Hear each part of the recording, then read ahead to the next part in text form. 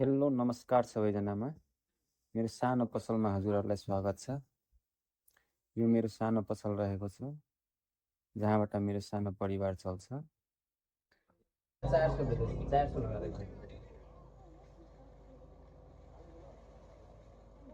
सभा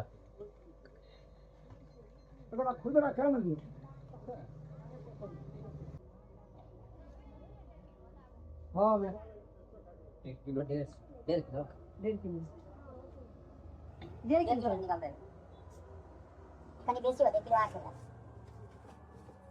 कनी कति 615 दिदी के भयो स्वागत छ हजुरहरूलाई फेरि पनि। अहिले भर्खरै एकजना दाइले 1.5 केजी भन्नुभयो। मैले ठुलै जोखेर दिएको दाम भन्दाखेरि ठिकै छ हाल्दो नि त भन्नुभयो। म पनि मुसुक्क हाँसेर माछा केलाउनतिर लागेँ। हेर्न सक्नुहुन्छ यो चाहिँ रोहु माछा हो। धेरै नै ठुलो छ यो साइजको।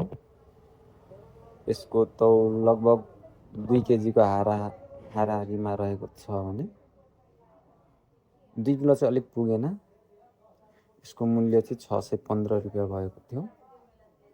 जुन चाहिँ दाइले ठिकै छ बनाइदेऊ न त भन्नुभयो। अनि म चाहिँ हतारमा केलाउन लागेँ। माछा चाहिँ साह्रै राम्रो हुन्छ यो रौ माछा, अत्यन्तै मिठो हुन्छ। हेर्न सक्नुहुन्छ माछा केलाइ पनि मेरो एकदमै सफा हुन्छ। जहाँ माछामा एउटा पनि कत्ला पाउनुहुन्न, एकदमै सफा गरेर बनाउने गरेछ।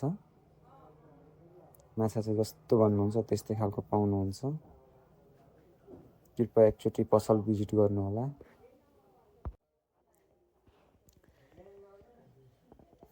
दाइले माछाको पिस एकदम मसिनो बनाइदेऊ भाइ, पेटी काटेर भन्नुभएको थियो। दाइको डिमान्ड अनुसार नै मैले माछाको पेटी निकालेर काट्दैछु। हेर्न सक्नुहुन्छ माछाको पिस पनि एकदम मिडियम साइज अनि साह्रै राम्रो खालको।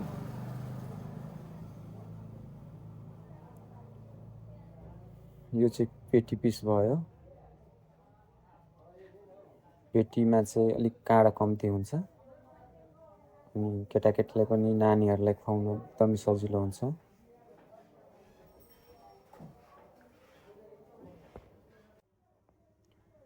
टाउको चाहिँ 2 भाग बनाएर टाउकोबाट कान जसमा चाहिँ फोर हुन्छ, गिल्स भन्छ, त्यो निकालेर मजाले सफा गरेर हाल्देऊ भन्नुभयो।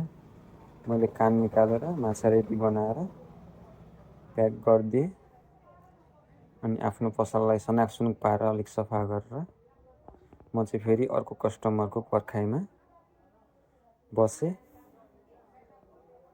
यहाँसम्म भिडियो हेरिदिनु भयो हजुरहरूलाई धेरै धेरै धन्यवाद।